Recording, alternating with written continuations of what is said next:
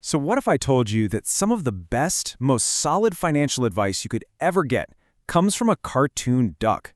And not just any cartoon duck, one from 1967. I know, it sounds a little crazy, but stick with me because today we're diving into the surprisingly timeless money lessons from Scrooge McDuck himself. See, way back in 1967, Disney put out this little guide called Scrooge McDuck and Money. And here's the wild part. The advice in that book isn't just a cute little throwback. Nope, it is shockingly relevant, maybe even more relevant today than it was back then. I mean, a cartoon character teaching finance? It's definitely a surprising place to find wisdom. But what's truly amazing is how this simple little guide basically saw the future. It pinpointed the single biggest money problem that almost all of us are still dealing with. And that gets us to the heart of it all, what the book calls the shrinking cash problem. This is the big idea. The reason why just saving your money, even if you've got a giant money bin to swim in, is actually, believe it or not, a losing game. Okay, so you're probably thinking, wait a minute, what could possibly be wrong with saving? I mean, you work hard, you're disciplined, you put some cash aside. Isn't that what you're supposed to do? Well, here's the simple, kind of brutal truth the book lays out. If your cash is just sitting there, it's shrinking. It's losing its power. Every day, it buys a little bit less. So yeah, saving is the first step. It's absolutely essential, but it just can't be the last step. So if just piling up cash isn't the answer, then what is?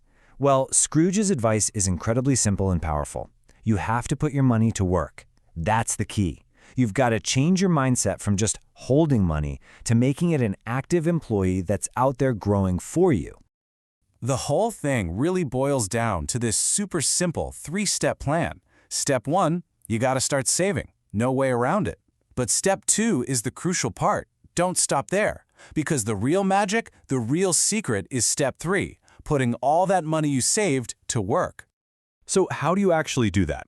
Well, translating the book's advice for today, it means consistently moving your cash into things that are designed to grow.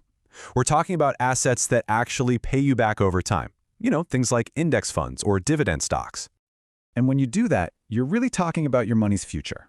It's about looking at your savings not as this finished pie, but as something that starts with a few small slices and can grow into something way, way bigger over time. And this right here is probably the most powerful takeaway from this whole little guide. It says, a few small slices today can turn into a lot more later. That's it. That's the magic of your money working for you, of compounding over time. It's how wealth is really built. But, and this is a big but, the book makes it clear that growth only happens if you stop letting your money do nothing. So I'll leave you with the same question this whole explainer boils down to. Right now, what's your money doing?